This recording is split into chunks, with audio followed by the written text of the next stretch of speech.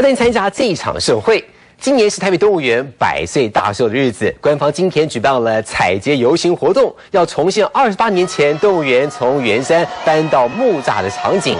24所国小的学生们也纷纷打扮成猩猩、老虎、台北赤蛙，还有黑熊的模样，化身成动物代言人，救援的车队受到民众夹道欢迎，过程仿佛是嘉年华会一般。公路交通管制，24所国小上千名小朋友精心打扮，齐唱当年的搬家主题曲《快乐天堂》。小青蛙。